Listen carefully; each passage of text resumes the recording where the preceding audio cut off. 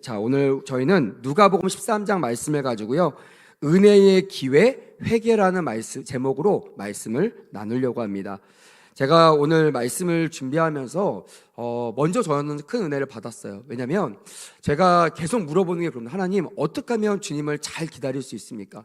어떻게 하면 주님 오실 때 우리가 어떤 모습으로, 어떤 모양으로 주님을 기다리면 주님이 정말 좋으시겠습니까? 라는 기도를 계속하고 있습니다.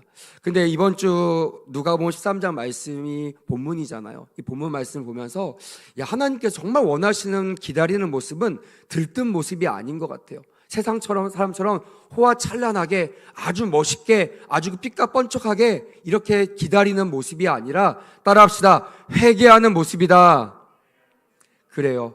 회개하는 모습. 우리뿐만이 아니라 우리 주변에 아직 회개하지 않아 정말 구원받지 못할, 천국에 함께 가지 못할 그들에게 회개를 촉구하며, 회개할 날이 얼마 남지 않았다, 회개할 수 있는 날이 우리에게는 얼마 남지 않았다, 이 메시지를 전하는 그런 마음으로 주님을 기다리는 대림절 둘째 주 되기를 주님의 이름으로 축복합니다.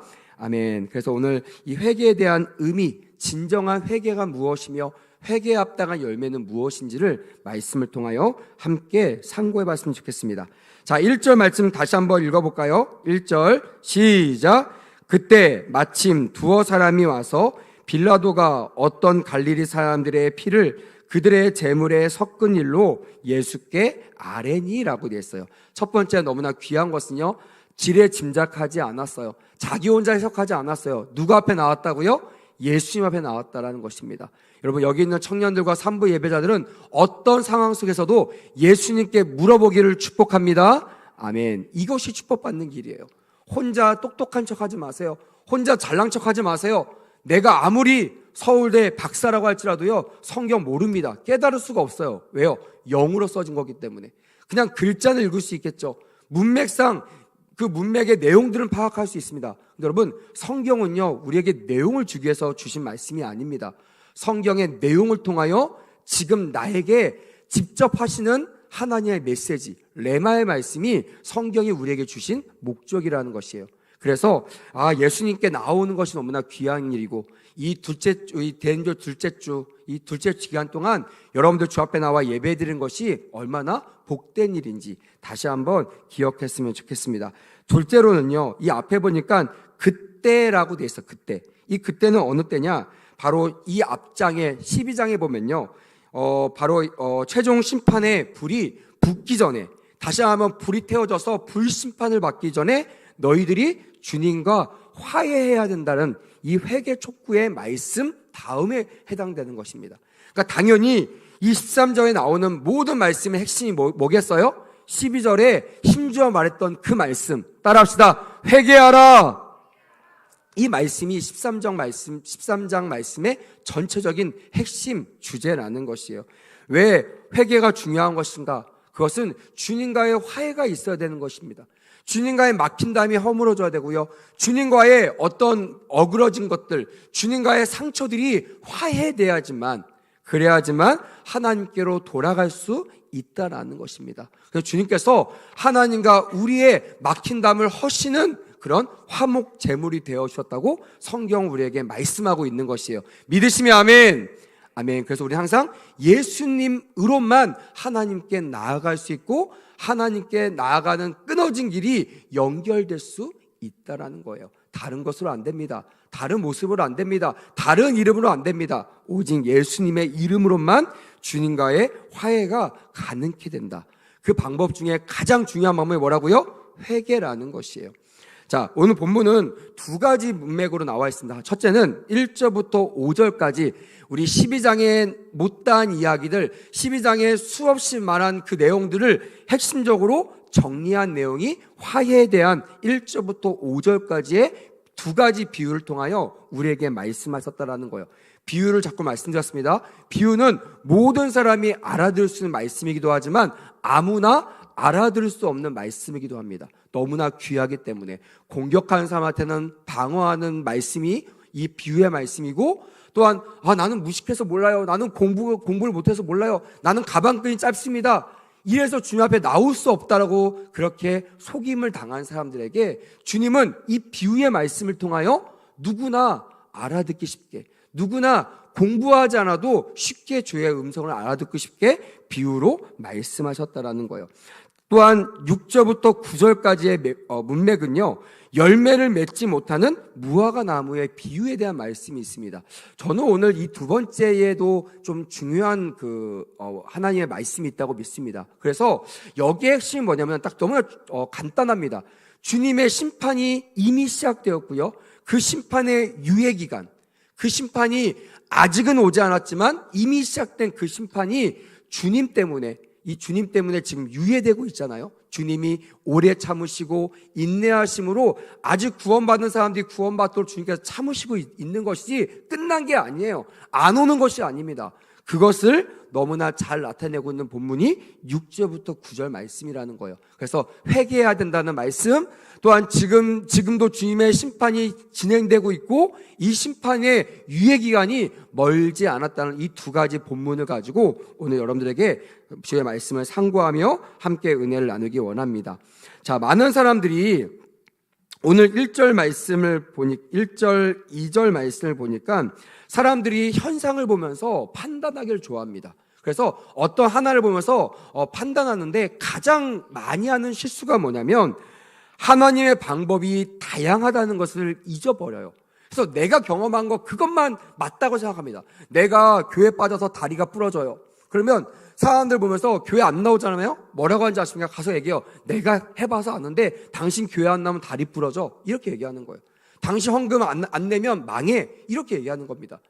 사실은 공동체 안에 문제가 있는 사람들이 오는 이유는 딱 하나입니다. 그거는 내가 죄로 인해서 어떤 현상을 당했다는 것을 정죄받기 위해서가 아니라 수고하고 무거운 짐진 자들이 주님께 오듯이 주의 몸된 교회로 오라라는 명령에 순종하기 위하여 교회로 달려나오는 것을 믿습니다.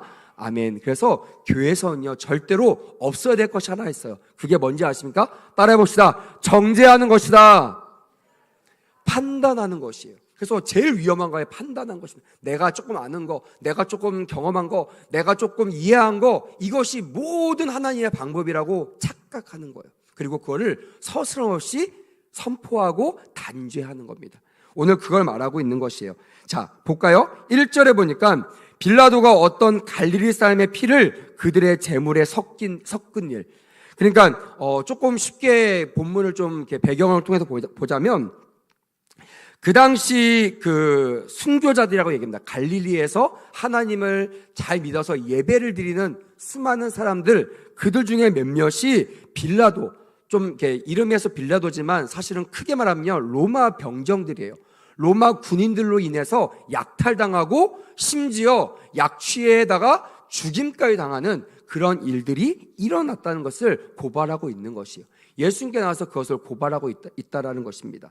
실제로 역사학자 요세푸스는 그 당시에 유월절에 올라갔던 수많은 사람, 적게는 3,000명에서 많게는 2만 명 정도에 되는 사람들이 로마 군인들에게 죽임을 당했다라고 역사적으로 표현하고 있어요. 그러니까 이 일들이 그전에도 일어났었고 여전히 일어나고 있다는 것을 알 수 있습니다. 하지만 그런 소문과 그런 상황 속에서도요, 이 갈릴리 사람들은요, 예배하러 올라갔어요? 안 올라갔어요? 올라갔다라는 것입니다. 성경은 그들을 일컬어 순교자라고 말하고 있는 것입니다. 순교자는요, 저는 믿습니다. 마지막 때에 하나님 앞에 가장 가까이 있는 사람일 거예요. 주님을 위해서 고난을 당할 뿐만이 아니라 이 목숨을 하나님을 위해서 바치는 사람, 그런 사람들이 하나님이 가장 귀하게 여기시는 하나님의 사람들이라고 저는 믿습니다. 우리가 순교하기는 어려울 수 있어요. 하지만 순교자의 마음으로 주 앞에 예배드리는 우리 모두가 되어야 될 줄 믿습니다. 아멘. 이렇게 죽임을 당한 사람들, 또한 4절에 보니까요, 실로암에서 망대에 무너져 치여 죽은 사건으로 15명이 죽은 그 사건을 빗대어 얘기합니다. 이거는 사실상은요, 우연히 일어난 사고거든요. 물론 여러 가지 인재는 맞습니다. 그 당시 때 보니까 빌라도가 무리해서 실로암 근처에서 성대, 망대를 짓다가 많은 사람이 죽었다라는 역사적인 사실이 기록되어 있긴 합니다. 하지만 어떤 일부러 죽이려고 해서 죽인 것이 아닙니다. 일부러 망대를 무너뜨리기 위해서 무너뜨린 게 아닙니다.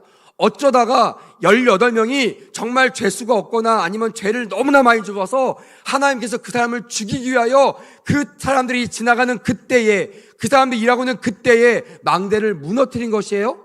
아니라는 것입니다. 근데요, 나중에 보니까 3절과 5절 사이에 보면 사람들이 뭐라고 하냐면 그들이 죄가 많아서 죽었다라고 생각했다라는 것이에요. 여러분, 지금도요, 이런 신앙을 가지고 있는 사람들이 있습니다. 되게 위험한 신앙입니다. 자신도 위험하고요, 상대방도 위험에 처하게 하는 신앙입니다. 여러분, 우리는요, 주의 뜻을 알아요, 몰라요? 다 알 수 없습니다. 어느 정도는 헤아릴 수 있어요. 우리가 아는 만큼 주님을 이해할 수 있습니다. 하지만 내가 아는 정도가 주님이라고 생각하는 것은 너무나 위험한 일입니다. 저와 같은 목회자도요, 물론 여러분들 많이 성경을 연구하고 주님 앞에 서는 건 맞아요. 하지만 저도요, 우리 같은 목회자들도요, 주님을 다 알 수 있을까요? 모를까요? 다 몰라요. 그래서 평생 주님께 구합니다. 주님, 종에게 말씀하여 주옵소서, 종이 깨닫게 하여 주옵소서. 항상 말씀 앞에 두렵고 떨리는 마음으로 서는 것이 저희 주의 종들입니다. 하물며 성도들은요, 너무나 교만한 마음으로 말씀을 다 안다고 생각하면 안 됩니다. 조금 내가 이해한 만큼, 내가 공부한 만큼 이것이 다라고 생각하는 분들이요, 제일 위험한 분들이에요. 그래서 어떤 목회자가 그러더라고요. 성경 한 구절 가지고 사는 성도가 가장 위험한 성도다. 왜 여러분, 만약 그게 맞다면요, 그 성도에 주신 말씀이 이 한 말씀이라면요, 다른 성경의 말씀이 필요가 없습니다. 근데 성경은, 하나님은요, 성경 66권에 있는 모든 말씀을 통하여 이전에도 없고 이후에도 없는 가장 완벽한 예언과 가장 완벽한 하나님께서 우리에게 행하신 모든 조치가 다 성경 안에 기록되어 있다라는 것을 잊지 않는 귀한 예배가 되었으면 좋겠습니다. 아멘. 한 말씀도 귀하지만 이 말씀을 깨달았다면 기도해야 됩니다. 하나님, 다른 말씀도 주옵소서. 내가 이 말씀이 내가 순종할 사오니 하나님 또 말씀하시면 내가 순종하겠습니다 라고 하나님께 말씀을 구할 때 이 66권에 있는 모든 말씀이 여러분들에게 살아계신 하나님의 말씀으로 들려지게 될 줄 믿습니다. 아멘. 이렇게 사람들은요, 어떤 내가 알고 있는 사건, 내가 해석한 것이 전체라고 생각합니다. 여러분, 주님의 방법은요, 다양하다고 얘기했습니다. 다 알 수 없어요. 간혹 가다가 성도들이 찾아옵니다. 목사님, 이거 어떻게 해석해야 됩니까? 이런 일을 어떻게 제가 바라봐야 됩니까? 내가 이 일을 어떻게 마주대야 됩니까? 저는요, 항상 단언하지 않습니다. 먼저 제 생각을 얘기하지 않습니다. 저도 고민되죠. 저도 알 수 없는 부분이 많습니다. 그래서 얘기합니다. 함께 기도합시다. 그리고 저한테 물어보셨으니까 지금 저에게 주시는 음성, 저에게 주시는 메시지, 또 제가 전에 경험했던 메시지가 이런 것들이 있습니다 라고 부연 설명하지 이것이 하나님의 뜻이라고 말하지 않습니다. 왜? 저는 하나님이 아니기 때문에 그래요. 그것도 온전한 방법이 아닙니다. 그래서 여러분, 항상 우리는 말씀 앞에서요, 주의 음성을 들어야 돼요. 그리고 내가 이 짧은 생각이나 좁은 시선에 갇히지 않으려면요, 성경 66권을 많이 읽으셔야 됩니다. 그래서 제가 청년들에게 다독하는 것을 원해요. 하지만 다독만 한다고 되는 것이 아니에요. 뭐 해야 한다고 했어요? 정독해야 한다고 했어요. 수많은 말씀을 다 봐야 되지만 그 중에 하나하나 나에게 주신 레마의 말씀을 발견해 나가는 것이요, 우리에게 복이 될 줄 믿습니다. 아멘. 성경을 읽지 않고는 말하지 마십시오. 성경을 깨닫지 않고는요, 여러분, 단언하지 마십시오. 되게 위험한 겁니다. 아까 말했듯이 그 망대가 쓰러졌을 때 죽은 18을 보면서 저 사람이 우리보다 죄를 많이 졌습니다, 이렇게 얘기하는 것이 얼마나 위험한 얘기인지 몰라요. 아, 목사님, 저 사람이요, 예배 안 나오더니 저렇게 당한 것 같아요. 저 사람이 뭐 하더니 집안이 망한 것 같아요. 이런 말이 얼마나 위험한 말인지를 꼭 오늘 이 본문 말씀을 통하여 깨닫게 되기를 주님의 이름으로 간곡히 원합니다. 아멘. 성경의 수많은 죄인들 앞에 예수님은요, 한 번도 이런 태도를 가진 적이 없으세요. 나도 정죄하지 아니하노니 너희도 그리하라 라고 말씀하신 것이 누구라고요? 우리 예수님이시라는 거예요. 주님도 정죄하는 마음으로 대하지 않습니다. 물론 말씀 앞에 치리하시고 잘못된 것들을 말씀하십니다. 이거는요, 나의 뜻을 말하는 것이 아니라 하나님 말씀이 세워주기 위하여 치리하신 거예요. 교회는요, 치리가 있어야 됩니다. 그냥 어떤 목사님이나 어떤 성도님의 말이 좌지우지되는 것이 아니라 교회의 질서를 위해서, 교회가 말씀을 잃어버려 나가는 것을 막기 위하여 때때로 치리가 필요할 때가 있어요. 하지만 모든 일을 치리할 필요는 없습니다. 대부분요, 주의 은혜 안에서 기도로 다 열리게 되고 해결되는 것을 믿으시길 바랍니다. 아멘. 회의도 중요한 것이 아니에요. 회의한다고 여러분 교회가 잘 세워지지 않습니다. 오히려 회개하고요, 오늘 말씀처럼 주의 뜻을 구하는 거예요. 주님, 어찌하여 이런 일이 일어났습니까? 하나님, 우리가 무엇을 잘못했길래, 우리가 어떤 죄를 졌길래 우리가 이런 고난을 당합니까? 알려주옵소서. 우리가 회복하기 원합니다 라고 베옷을 입고 가슴을 치며 회개할 때, 다윗처럼 침상이 젊도록 울며 기도할 때 하나님께서 건져주시고 해결해 주신 은혜가 우리 교회 가운데, 여러분들 삶 가운데 일어나기를 원합니다. 아멘. 요즘에 주변에 너무나 어려운 사람들이 많더라고요. 이유를 알 수 없는 고난 가운데 빠진 친구들이 많습니다. 그런 영혼들이 많아요. 정말 교육자로서요, 그런 영혼들을 마주대할 때 가슴이 아픕니다. 하나님, 어찌하여 저런 일을 당했습니까? 물어봅니다. 왜? 답을 알려주고 해결책을 알려주고 함께 중보기도해야 그 영혼들이 돌아와서 하나님께 복을 받으니까요. 여러분, 우리가 해야 될 것은요, 정죄나 판단이 아니라 따라합시다. 하나님께 돌아가는 것입니다. 이것을 뭐라고 한다고요? 회개라고 한다는 것입니다. 주님은요, 우리에게 회개에 대한 말씀을 주시는 거예요. 그래서 회개 정말 중요하다라고 말씀하시면서 그 다음 6절부터 9절까지는 회개도 중요하지만 이것이 정말 내가 기뻐 받으시는 회개인지 아닌지를 알 수 있도록 따라합시다. 열매를 보며 알 수 있다. 이것을 우리에게 교훈하시기 위하여 6절부터 9절까지 말씀을 우리에게 주시고 계신다는 것입니다. 여러분, 회개에 합당한 열매를 맺으시기를 축복합니다. 아멘. 회개하는 행위 자체가 중요한 것이 아니에요. 목사님, 저 회개했어요. 이게 중요한 게 아니라, 회개했으면 뭐가 있어야 된다고요? 회개에 합당한 뭐요? 열매. 그래서 여러분, 주님은요, 이 무화과 나무 비유를 통해서 주님의 포커스는 회개가 아닙니다. 그냥 풀이 뭉성하게 많은 그것을 보는 것이 아니에요. 그냥 내가 어떤 그 계절을 따라서 어떤 아웃풋이 나오는 거, 그것이 중요한 것이 아니라 주님이 정말 원하시는 그것이 있는가. 정말 주님이 시장하셔서 먹고 싶은 것이 있을 때 내놔라 할 때 내 안에 내놓을 수 있는 것이 있는가. 그것을 주님께서 오늘 말씀하고 있다라는 것입니다. 여러분, 아까도 잠깐 그 4절, 5절 말씀드렸지만 여기에서 그들이 망하는 거, 그들이 망대에 넘어져 죽은 18명이 망한다라고 얘기했을 때 그거는 육적인 죽음을 의미하는 것이 아닙니다. 그것은 둘째 사망, 즉 영적인 죽음을 의미하고 있다라는 것이에요. 무슨 말입니까? 우리는 다친 거, 망대에서 넘어져 죽은 거, 거기에 대한만 아파합니다. 아니요. 전 누가 죽었다면요, 제일 먼저 물어봅니다. 그 사람 예수 믿었습니까? 저도 옛날에는요, 얼마나 다쳤습니까? 몇 살 다쳤습니까? 뭐 하다 죽었습니까? 여기에 관심이 있었거든요. 근데 이 말씀을 깨닫고 나니까요, 시선이 달라졌어요. 그 영혼이 예수 믿고 죽었는지 예수 믿지 않고 죽었는지가요, 제 인생에서 가장 중요한 문제예요. 만약에 예수 믿지 않고 죽었다면요, 모든 가족이 회개해야 되는 거예요. 그래서 옛날 제가 제 멘토 목사님은요, 항상 이런 말 하셨습니다. 목사는 다른 데는 안 가도 반드시 장례식은 가야 됩니다. 그러니까 저는요, 전에 사역할 때도요, 목사님께 부탁해서, 목사님, 장례식장 제가 가겠습니다. 목사님 못 가서 저를 보내주십시오. 그러니까 저는 어린 나이에 목사할 때도요, 참 많은 장례를 찾아갔습니다. 거기에서요, 성도의 죽음은 복된 것이라고 선포했어요. 그리고 당신들 부모님의 자녀들이 예수 안 믿는 그 자녀들에게 예수의 마음으로 그들을 촉구했어요. 예수께로 돌아오라고. 당신들이 예수님께 떠나 있을 때 얼마나 교회 와서 당신들의 이름을 부여잡고 주의 영화 때 당신들의 영혼을 부탁하며 얼마나 기도한 줄 아느냐. 여기 와서 슬퍼 우는 거 중요한 것이 아니라 장차 당신들 부모님 만나도록 여러분들 예수 믿어야 된다고 제가 촉구하고 그들 주님께로 인도한 역할을 했다라는 것입니다. 마찬가지로 목사만 그렇게 되나요? 아닙니다. 우리 모두는요, 항상 관점이 뭐 살아서 잘 사느냐 못 사느냐, 몇 평 아파트, 뭐 사업을 하느냐 안 하느냐, 이게 중요한 것이 아니라 그 사람의 상태가 영적 죽음을 맞이할 상태냐 아니면 천국 갈 상태냐, 이것들이 가장 살아있는 동안 중요하다는 사실을 반드시 오늘 말씀을 통하여 마음에 새기시는 은혜가 있기를 간절히 원합니다.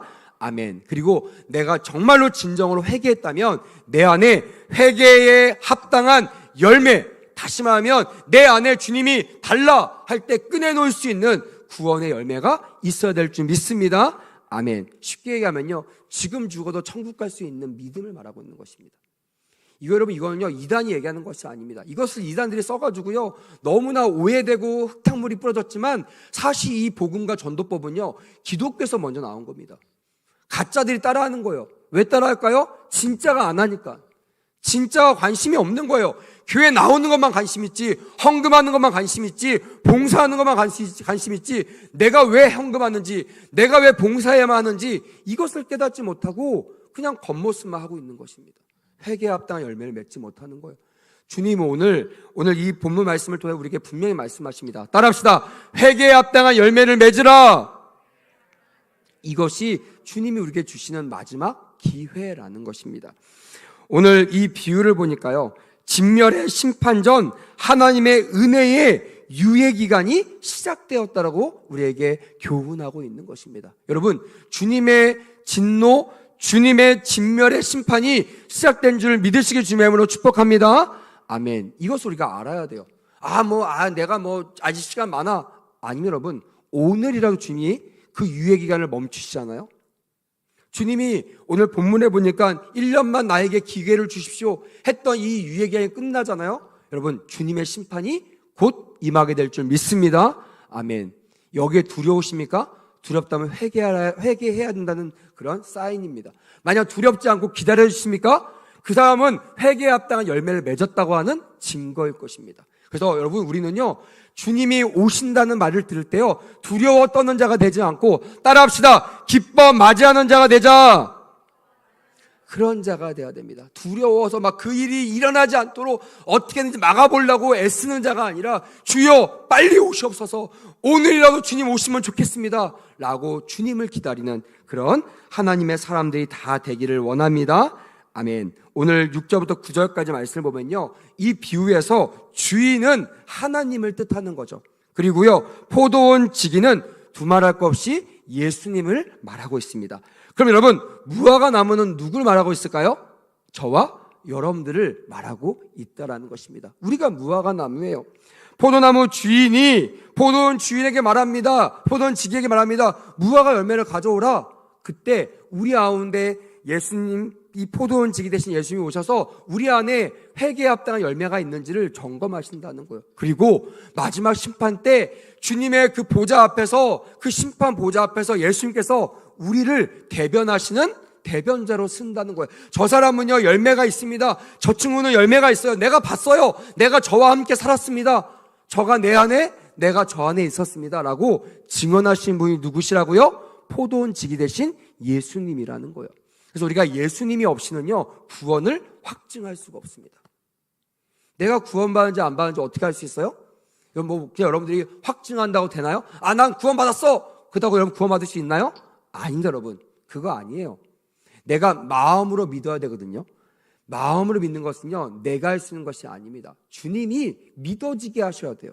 그리고 마음으로 믿어진 이 안에 있는 우리들이 어떻게 한다고요? 입으로 신하여 어디에 이른다? 구원에 이룬다는 것입니다. 사람들은 구원의 시작과 끝을 내가 하려고 합니다. 내가 믿으려고 해요. 이 말씀이 믿어져야 됩니다. 절대 안 믿어질걸요? 왜? 성경은요, 이 말씀이 믿어지는 것은 성령을 통해서만 이루어진다고 되어 있어요. 성령은 누구의 영이죠? 예수의 영이에요. 다시 말하면요, 성경이 믿어지려면 따라합시다. 예수님을 믿어야 됩니다. 예수님을 믿고 예수님을 믿는 그 믿음 안에서 성경이 믿어지는 거예요. 그래서 성경을 읽고 성경을 들으면 내 안에 뭐가 생긴다? 믿음이 생긴다고 성경은 기록되어 있는 것입니다. 아무튼 우리가 이 무화과 나무인 것을 기억해야 됩니다. 누가복음 3장 7절 9절, 제가 아까 예배 시작 전에 나눴던 8절 말씀 앞절과 뒷절을 보면요, 이렇게 기록되어 있습니다. 세례 요한이 세례를 받으러 온 사람들에게 이렇게 말합니다. 독사의 자식들아, 누가 너에게 일러 장차 올 진노를 피하라 하더냐라고 되어 있어요. 무슨 말인지 알겠어요? 장차 올 그 진노를 내가 피하려고 노력하는 사람들이 있다 없다? 있다라고 주님께서 말씀하십니다. 근데 그들에게 뭐라고 말씀하세요? 사랑하는 자들이라고 말씀하십니까? 아니에요. 독사의 자식들아. 그러니까 말씀만 보고 있는 거예요. 내가 아는 거로만 내가 천국에 갈 수 있다고 믿고 있는 사람들, 주여 주여 하는 사람들을, 그런 사람들을 주님께서 이 진노를 피할 수 없다라고 단언하고 계시는 거예요. 그러면서 뭐라고 했냐? 8절에 그러므로 따라합시다. 회개에 합당한 열매를 맺고 뭘 맺어야 된다고요? 회개에 합당한 열매를 맺으려. 너희처럼 겉모습만 회개하는 자 그거로는 열매를 맺을 수 없다. 네가 진짜 회개했다면 네 안에 회개에 합당한 열매를 맺어야 된다고 말씀하고 계세요. 그러면서 9절에 보니까 이렇게 기록됐습니다. 이미 도끼가 나무 뿌리에 놓였으니 좋은 열매 맺지 아니하는 나무마다 따라합시다. 찍혀 불에 던져지리라. 9절에 뭐라고 됐어요? 이미 도끼가 나무 뿌리에 놓였으니. 이미라는 말이 우리에게 참 귀한 말씀입니다. 주님의 진노의 진멸의 심판이 이미 시작됐다고 주님께서 말씀하고 계시는 거예요. 믿으시면 아멘. 우리에게는 남은 것은요, 진멸의 심판밖에 없습니다. 심판 때밖에 없어요. 근데 지금 누가 그것을 막고 서 계시는 거예요? 누가 유예 기간을 달라고 하나님께 애원하고 계시는 거예요? 바로 포도원 지기이신 예수님이 그렇게 부탁하고 있다라는 것입니다. 오늘 보니까 8절 말씀 같이 한번 읽어볼까요? 8절. 자, 자막 띄워주세요. 자, 시작. 대답하여 이르되 주인이여 금년에도 그대로 두소서 내가 두릅하고 걸음을 줄이니라고 되어 있습니다. 이걸 누가 하는 얘기예요? 포도원지기가 얘기하는 얘기예요. 이 말씀을 깊이 새기십시오. 그냥 지나간 예화가 아닙니다.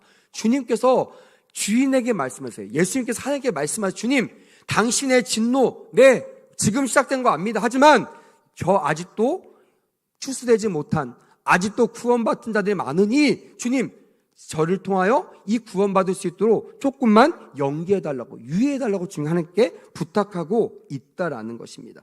금년에도 그대로 두소서 내가 두릅하고 걸음을 줄이니 라고 되어 있습니다. 하지만 10절 말씀은요, 또한 이 말씀의 또 중요한 포인트입니다. 우리 10절 같이 한번 9절 같이 한번 읽어볼까요? 9절 시작. 이후에 만일 열매가 열면 좋거니와 그렇지 않으면 어떻게 하라고요? 찍어 버리소서. 여러분, 우리의 유예 기간이요 영원한다고 돼 있는 것 같아요? 아니죠. 유한하다고 한 겁니다. 우리의 인생만 유한한 것이 아니라 주님의 유예 기간도요, 심판을 유예하는 기간도요 영원하지 않다라는 거예요. 오늘도 그 유예를 거두시면요, 오늘 이 시간에 성령 통하여 우리가 심판대 앞에 서게 될 줄 믿습니다. 그때 우리 어떤 마음으로 서시겠습니까? 이런 설교하면요 별로 좋아하지 않아요. 그래서 필립 얀시라는 사람이 이 교회 안에 수많은 사람들은요 회개하라는 말을 좋아하지 않는데요. 하지만 교회에서 가장 필요한 말씀이 회개라고 그는 촉구하고 있다는 것이에요. 전 이 말에 1000%, 100% 동의합니다. 전 그래서요, 사람들은 싫어해도요, 성도들은 싫어요. 저는 회개 촉구의 말씀을 좋아합니다. 왜? 예수님과 가까이 쓰던 사람들은요, 다 회개 촉구의 말을 했습니다. 세례 요한도 그랬고요, 예수님 자체도 이 땅에 오셔서 가장 말씀을 세게 하셨던 거, 가장 많이 말씀하셨던 복음의 핵심은 뭐라고요? 회개하라, 천국이 가까이 왔느니라요. 그것 때문에 주님이 오신 거예요. 잘 먹고 잘 살고 오신 것이 아닙니다. 여러분들처럼 좋은 대학 가고 좋은 사람과 시집장가 가려고, 집 좋은 데 살려고, 주식 통해서 돈이 많이 벌려고 주님 여러분들 보내신 거 아니에요. 주님의 유예기간이 딱 끝나잖아요. 그 모든 것들은요 불에 탈 것입니다. 아무것도 남지 않을 것이에요. 하나도 하늘나라에 가져갈 수가 없어요. 근데 우리는 그것이 영원할 거라고 믿죠. 왜?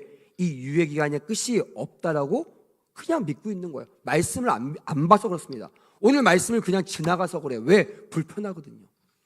여러분, 제가 오늘 이 말씀 의도해서 한 말씀이 아닙니다. 우리 본문 말씀 따라 가고 있잖아요. 누가복음 13장 말씀은 우리에게 회개를 촉구합니다. 믿으시면 아멘. 그리고요, 뭘 맺으라고요? 회개에 합당한 열매를 맺으라는 거예요. 그리고 그 시간이 영원하다고요? 아니에요. 영원하지 않다라는 것입니다. 그래서 이 회개에 합당한 열매를 맺기 위해서 우리는 어떤 모습을 보여야 되느냐? 5가지를 잠깐 설명합니다. 첫째는 경건한 삶을 살아야 돼요. 두 번째는요, 거룩한 삶을 살아야 됩니다. 세 번째는 의로운 삶을 살아야 됩니다. 네 번째는 선한 삶을 살아내야 돼요. 다섯 번째는 진실한 삶을 살아내야 한다는 것입니다.